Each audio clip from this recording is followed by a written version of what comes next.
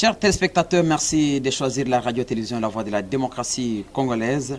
L'AVDC, Panorama d'Afrique, vous nous suivez partout au monde grâce à l'expertise de notre confrère Don Kaimbe. Je suis Raphaël Tchananga, parti de Kinshasa. Aujourd'hui, nous parlons de l'instabilité de la monnaie locale et son influence sur le panier de la ménagère. Et pour en parler, nous recevons dans ce studio M. Mbemba Nzaki Peggy, qui est gestionnaire financier. Avec lui, nous allons parler de l'instabilité de la monnaie locale. Comme vous le savez, et ce dernier temps, ça fait déjà plus de 5 mois sur le marché. Le dollar américain est en train de prendre de l'ascenseur sur le franc congolais, la monnaie locale. Et nous savons, et la population sait à quel sein c'est voué. Alors, comme la population ne sait à quel sein c'est voué, nous allons recevoir le gestionnaire financier, M. Peggy Mbemba Nzaki. Nous demandons d'abord à la réalisation de nous faire vivre ce qu'a été cet entretien avec M. Mbemba Nzaki Peggy. Monsieur Peggy Mbemba Nzaki, vous êtes gestionnaire financier, spécialiste du marché, spécialiste du marché, parce que vous avez terminé vos études à l'Institut supérieur du commerce. Aujourd'hui, nous voyons qu'il y a une difficulté sur le marché, l'instabilité de la monnaie locale et son influence sur le panier de la ménagère. Comment vous avez constaté ce dernier dans le marché congolais? Merci beaucoup, monsieur le journaliste, pour la question. D'abord, quand vous parlez de l'instabilité de la monnaie, cela veut dire en d'autres termes la hausse du taux des dollars sur le marché. Effectivement, nous parlons de la hausse des taux de dollars sur le marché. Vous avez constaté, il y a les différents tableaux à travers la ville. Un dollar américain équivaut à 1730, 1720, 1700. Selon le marché, il n'y a pas un taux stable. Voilà. Les problèmes, c'est les problèmes du dollar. Il faut savoir que nos industriels ainsi que nos commerçants font les transactions dans la monnaie étrangère. Ils utilisent la monnaie étrangère, telle que les dollars, parfois l'euro. Et ce n'est que la Banque centrale qui est disposée à mettre à leur disposition cette masse de devises. Et quand la Banque centrale se trouve dans la difficulté de mettre à la disposition de ceci, cette masse monétaire, ces industriels ainsi que les commerçants seront censés descendre maintenant sur le marché pour chercher quoi? Des dollars. Là maintenant c'est le problème de la loi de l'offre et de la demande. Qui dit cette loi? Lorsque l'offre diminue, qui fait les prix augmentent. Et lorsque l'offre augmente, les prix fait quoi? Ça diminue. Parce que la Banque centrale est censée mettre à la disposition des industriels la masse d'argent, de monnaies étrangères. Par l'absence de cet argent-là, maintenant les industriels, les commerçants seront censés maintenant descendre sur les marchés. Lorsque vous avez mis votre taux à 1700 par exemple, et ils ont besoin d'argent, ils ont besoin de devises, qu'est-ce qu'ils vont faire? Ils vont accepter même d'acheter à 1720, à 1730. Pourquoi? Parce qu'ils ont besoin de devises. Si ça s'avérait que la Banque centrale avait cette masse d'argent, en tout cas ces industriels ne devaient pas descendre sur le marché. Et lorsque vous avez acheté à un prix supérieur, ça aura maintenant une influence sur les prix des revenus. Les prix des revenus vont faire quoi? Va augmenter. Les prix des revenus, c'est quoi? Les prix des revenus, c'est toutes les dépenses que vous avez effectuées pour avoir un bien ou un service. Or, dans ces prix des revenus, dans ces dépenses, il y a les taxes qui sont comprises. Parce que la taxe est revue à la hausse, automatiquement les prix des revenus aussi sera augmenté. Et lorsque les prix des revenus augmentent, automatiquement les prix des ventes aussi vont augmenter. Comme nous disons, toutes choses restantes égales par ailleurs. Les prix des revenus augmentent, les prix des ventes aussi vont augmenter. C'est ce que vous voyez, l'instabilité. Or, la conséquence sera quoi? Lorsque le taux de dollar a augmenté, vous allez voir les salaires de la population, des agents, des travailleurs va rester toujours intacts. Si on vous payait par exemple un franc congolais 170 000 et aujourd'hui le dollar revient à 172 000, 173 000, vous serez incapable de faire toutes les dépenses que vous effectuez avec les 170 000 là. C'est ça maintenant l'influence maintenant sur les panneaux de la ménagère. Vous allez voir qu'un sac de riz qui était par exemple à 30 000 francs congolais, aujourd'hui c'est devenu à 35 000. Un sac de ciment qui était à 12 000, aujourd'hui vous allez voir ça à 15 000. Or, cette augmentation-là va influer sur les prix des reviens. Lorsque ça va influer sur les prix des reviens, automatiquement, les prix des ventes aussi vont augmenter. C'est ce qui fera qu'il y a cette influence-là, qu'il y ait cette décadence. Pour éviter tout cela, qu'est-ce qu'il faut faire? Il faut que la Banque centrale soit capable d'avoir la masse de devises pour satisfaire les industriels ainsi que les commerçants. Monsieur Peggy Mbemba, nous sommes très heureux. Je disais tout à l'heure que nous sommes sur les antennes de la radio-télévision La Voix de la démocratie congolaise, Panorama d'Afrique, qui est mis aux États-Unis d'Amérique, plus précisément à New York, avec notre confrère Don Kaimbe. Mais voilà, d'abord, nous allons d'abord aller du côté réalisation, parce que là-bas, nos reporters avaient pris les images des taux d'échange sur le marché. Ils avaient aussi recueilli quelques avis de ceux-là qui échangent la monnaie et ceux-là qui font ces transactions que nous appelons les cambistes. Suivons.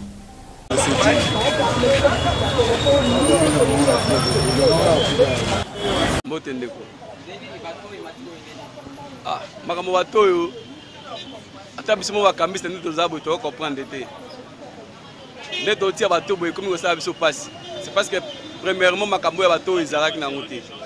Mais ça a été mingi ba difficulté comme biso makasi pena bato ba maison. Bato ba fungoli ba maison nde ba komi ko afficher bato. Yango e permettre que biso bato libana to ko motia bato boui. Et puis dollar on des hommes mata position zo banate. Lelo e mati lobi e mati to monde comme partout. Donc on prend tous ces appoints.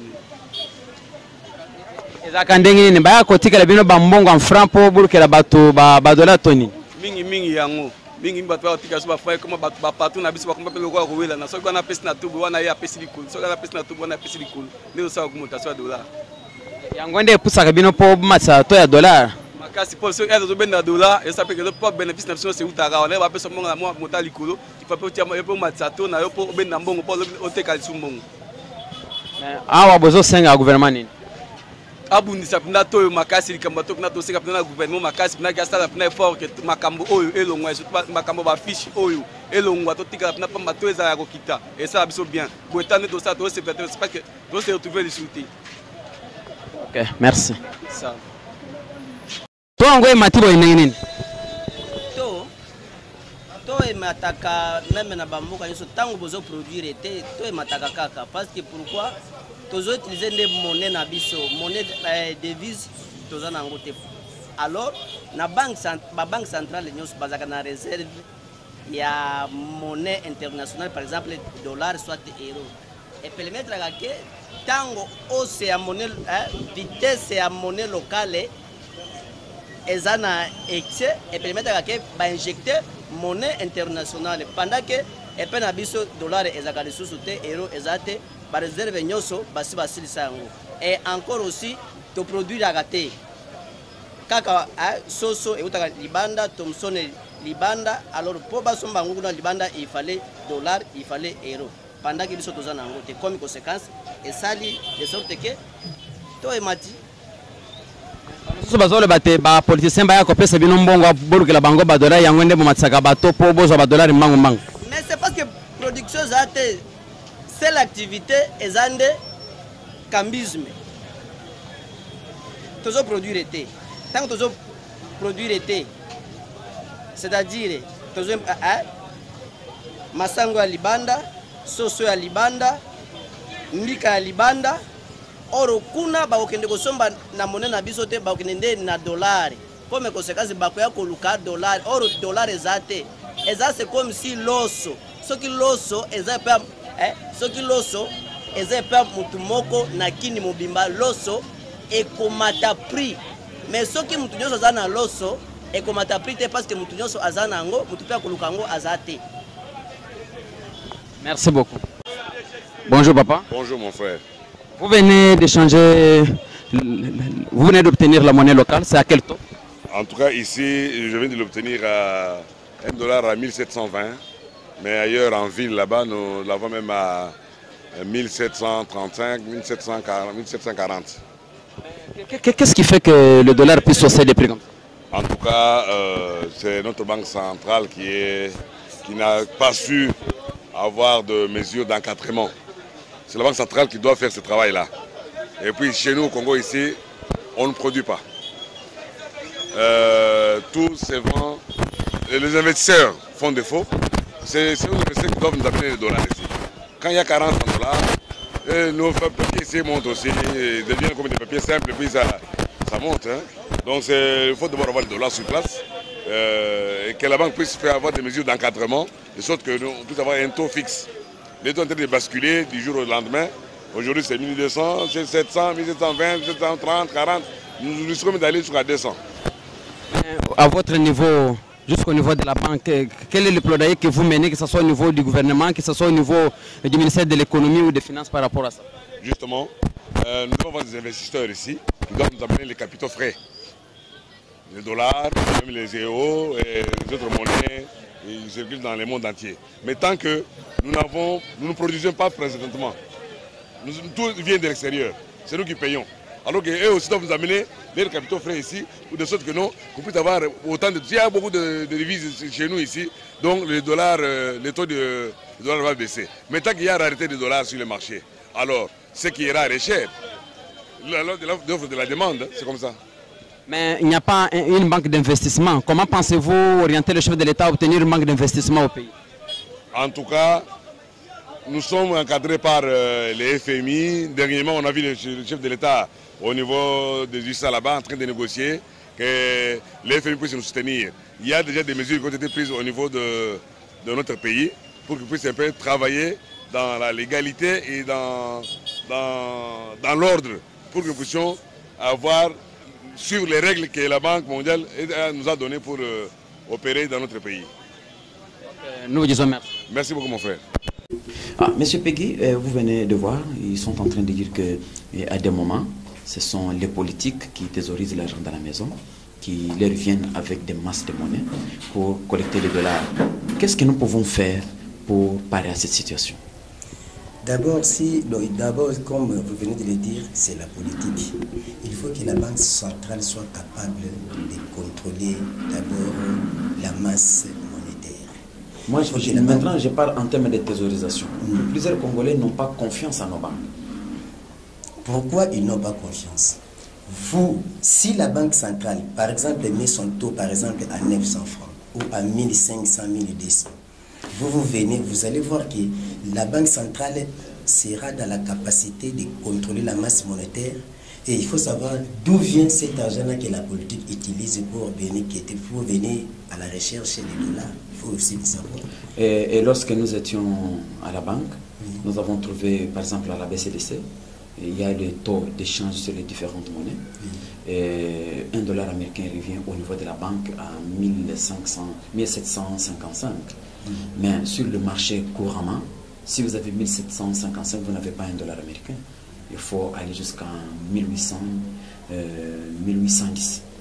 Et celui qui a mis à 1700, et celui qui a mis à 1800, et celui qui a mis à 1700, vous allez accepter de prendre celui de 1800 ou de 1700. C'est là où je vous ai dit, si la banque avait vraiment une grande masse de la monnaie étrangère, j'espère que les gens accepteraient d'aller procurer cet argent au niveau de la banque.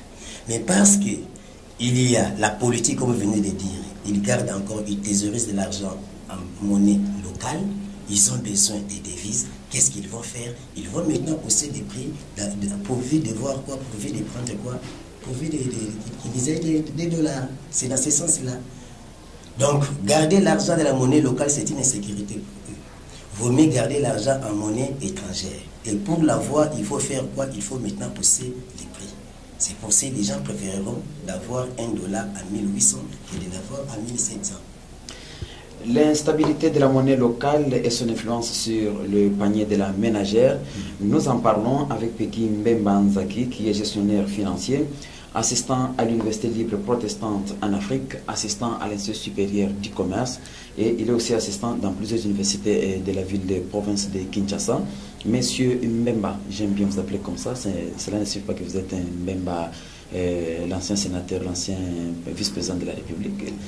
Lui c'est Bemba. Ah, lui c'est Bemba, merci pour toutes ces précisions. Monsieur Mbemba, aujourd'hui, une mesurette de haricots, comme on a appelé ça combi, il revient à 2600 francs, 2200, alors que hier, cela a été coulé à 1600 francs. Est-ce que vous, en tant que gestionnaire financier, vous pouvez nous expliquer pourquoi cette décadence au niveau des paniers de la ménagère? Ce que je viens de dire, lorsque une mesurette qui coûtait 1600 revient à 1200, c'est qu'il y a une hausse quelque part. Non, mais il n'y a pas de TVA. Par exemple, sur le riz, il y a la TVA. Il y a la taxe, c'est ce que nous appelons sur la haricot, le haricot est produit localement. Ça vient de Bumba, ça vient de Mongafula, ça vient d'Ensele. Mais nous avons constaté que cela a pris un prix exorbitant. S'il n'y a pas la TVA, mais il y a les coûts de carburant. Non, mais le carburant aussi à la pompe n'a pas changé. Le coût des carburants, les coûts des transports. Aujourd'hui, vous allez dire que les carburants n'ont pas changé de prix. Oui. Si vous voyez, c'est que les gouverneurs de la ville de Kinshasa avaient prévu que les transports soient à 500 francs. Aujourd'hui, nous payons les transports. Moi, je viens de Tchang. Nous payons 1000 francs. Et lorsque les prix hier c'était à 500 francs, aujourd'hui on nous fait payer 1000 francs. Directement, ça aura une influence. C'est les prix des revient, c'est le coût des transports. À ce moment-là, c'est normal que les prix des ventes soient revus à la hausse. Pourquoi? Parce que les prix des revient a augmenté, automatiquement, les prix des ventes aussi seront augmentés. Mais il y a un secteur qui a été inlassablement amélioré par le chef de l'État, c'est le secteur de l'éducation. Les enseignants qui touchaient 100 $, aujourd'hui ils sont au-delà de 100 $, c'est-à-dire le salaire a été revu x2. Mais il n'y a pas aussi la circulation de beaucoup plus de masses monétaires en francs congolais sur le marché. Mais le taux des dollars, jusque-là, ne supporte pas, ne baisse pas. Par rapport à ça, quand j'ai pris l'exemple du cas des transports, quand on payait 500 francs, c'était un peu bien. Maintenant, les transports reviennent maintenant à 1000 francs. Moi qui suis à Kingasani, pour venir ici à Kitambo, parfois je dépense plus ou moins 3 000 à 4 000 à jour. Mais il n'y a pas aussi un transport direct Kingasani-Kitambo? Non. Non. Si vous multipliez seulement ces coûts de transport là de 4 000 francs, vous multipliez ça par le nombre de jours, 26 jours. Vous allez voir ce que je vais dépenser, ce que je dépense par rapport même à ce que le chef d'État a fait de doubler notre salaire. Vous voyez que ça n'a pas vraiment beaucoup d'impact. Deuxièmement, si je suis locataire et que j'ai payé les loyers à 50 ou 70 $, à ce moment-là, les taux étaient de combien? Et aujourd'hui, les taux maintenant reviennent à 1730, 1730, 1735. Et les bailleurs exigent toujours les taux d'achat et non de vente. Vous voyez que tout ce que le chef de l'État a fait, ça n'aura pas d'impact. Ça n'aura pas une influence sur les paniers ménagers. Si j'étais capable d'acheter un sac de riz, je ne saurais plus maintenant l'acheter. Donc, c'est vrai, les salaires ont augmenté. Malheureusement, il y a les prix des denrées alimentaires qui ont aussi augmenté. C'est ça le problème. Vous, en tant que gestionnaire financier, quels sont les atouts, quels sont les garde-fous que vous pouvez donner, les conseils que vous pouvez donner aux gouvernants pour que les gouverneurs soient à l'aise? D'abord, ce qu'il faut savoir, il faut que nous puissions produire. Il faut que la RDC produise. Vous voulez dire que tout ce qui est consommé en République démocratique Congo vient d'ailleurs? Si nous ne produisons pas, la situation risquerait d'être toujours intacte. Parce que quand on produit, c'est qu'il y aura l'entrée de devises dans la caisse de l'État. Et quand il y a l'entrée de devises dans la caisse de l'État, les industriels, les commerçants iront chercher cette masse monétaire au niveau de la banque centrale. Et à ce moment-là, qu'est-ce que fera le taux? Le taux va diminuer. Si le taux va diminuer, directement, les prix des revenus aussi diminuera. Comme j'ai dit, toutes choses restantes égales par ailleurs, lorsque le prix des revenus diminue, automatiquement aussi les prix des ventes diminuent. Ce n'est pas pour rien, je me souviens encore de la période de feu Tshisekedi Omolumba, quand il était nommé Premier ministre. Aussitôt nommé, aussitôt le taux de dollar avait chuté et directement, qu'est-ce qui a fait les prix? Les prix aussi avaient chuté. Donc, il faut que l'État produise. et qu'il y ait l'entrée des devises dans la caisse de l'État, en ce moment-là, la situation sera stabilisée. Aussi longtemps que les prix augmentent, aussi longtemps aussi que les prix des revêts augmentera et directement les prix de vente aussi vont augmenter. Toutes choses aujourd'hui, c'est le fils de Tshisekedi Omulma qui est au pouvoir, oui. Mais sa présence au pouvoir n'a pas eu d'influence sur le marché. Bon, le fils de fait Tshisekedi n'est pas Tshisekedi Omulma. Mais c'est l'opposition. Il y a une même famille. Là, c'est tout à fait ça, c'est une autre page, ça c'est de la politique. Ça c'est de la politique, je ne vais pas entrer dans les histoires politiques. Oui, alors Monsieur Peggy Mbemba, quel est le message clé des fins que vous pouvez porter par rapport à cette instabilité de la monnaie locale qui a eu vraiment de grandes influences sur le panier de la ménagère? D'abord, premièrement, quand il faut que je parle de la politique, il faut que l'État puisse contrôler tous ses services. Aujourd'hui, quand le gouverneur a fixé par exemple les prix de transport à 500 francs, il a fallu que le gouverneur puisse mettre certains services sur le terrain pour vérifier réellement si ces taux-là est respecté. Et ce sont les services qui ne sont pas supportés par les tenanciers, les détenants, les utilisateurs des engins. Malheureusement. Donc c'est ça. Et surtout aussi des éléments. Il faut que nous puissions, nous Congolais, nous puissions avoir les civismes fiscal. Vous savez qu'aujourd'hui, quand le budget est passé de 4 milliards à 11 milliards, aujourd'hui nous sommes très contents. Mais l'impact de cela aussi, nous ne connaissons pas ça. Pourquoi? Parce qu'il faut savoir que la principale ressource de l'État, ce sont les impôts et les taxes. La fois passée, j'ai suivi le directeur Mabiala, qui est le directeur de la DGI, qui parlait sur la retenue de 15% de l'IPR sur les salaires des agents. Vous savez que si c'était des commerçants, ça aurait une implication directe sur le prix au marché. Donc, quand le budget est passé de 4 milliards à 11 milliards, c'est que les régies financières telles que DGDA, DGI, ont contribué aussi de plus dans ces budgets. L'année passée, la DGI, quand je suivi le professeur Mabiala, que la DGI avait intervenu à l'ordre de 2 milliards. Aujourd'hui, la DGI intervient à l'ordre de 4 milliards. Où va trouver cet argent? Elle va trouver cet argent où? C'est ça, dans les impôts. Or, c'est pour ça que la DGI a vu, avec cette participation, je suis maintenant dans l'obligation de voir qui est censé de payer les pots et qui ne les paye pas. C'est pour ça que la DGI a commencé d'abord à frapper les professeurs ainsi que les médecins. Donc, la DGI et la DGDA ont revu leur tarification pour satisfaire au budget de l'État. C'est ainsi j'ai suivi, quand j'ai suivi le président de la République et quand il était avec la diaspora congolaise, j'entendais quelqu'un crier la douane. C'est que pour qu'un bien franchisse notre pays, le taux douanier est très élevé. Et lorsque le taux douanier est très élevé, dès que les biens-là entrent dans notre pays, le prix sera important. Donc c'est pour ça que nous demanderons maintenant aux gens d'avoir un civisme fiscal. Il faut savoir payer. Il y a beaucoup d'argent que l'État néglige. Il y a par exemple l'impôt sur les revenus locatifs. Ce n'est pas tout le monde qui paye cet impôt-là. Ce n'est pas tout le monde. Si tout le monde avait ces civismes-là fiscaux et que nous payons l'impôt et que la DGI intervenait comme il faut dans les budgets de l'État, j'espère que la situation sera un peu stabilisée. Chers téléspectateurs, nous étions en train de parler sur l'instabilité de la monnaie locale et son influence sur le panier de la ménagère et sur nos antennes de la radio-télévision La Voix de la démocratie congolaise. Et pour en parler, nous avons reçu sur ce plateau Peggy Mbemba Nzaki, qui est gestionnaire financier. Il est assistant d'université à travers la ville province de Kinshasa. Monsieur Peggy, nous vous disons merci. C'est moi qui vous remercie, monsieur le journaliste. Chers téléspectateurs de la radio-télévision La Voix de la démocratie congolaise, merci d'avoir été des nôtres. Vous pouvez nous suivre sur www.mediaforafrica.net, soit sur www.lavdc.net.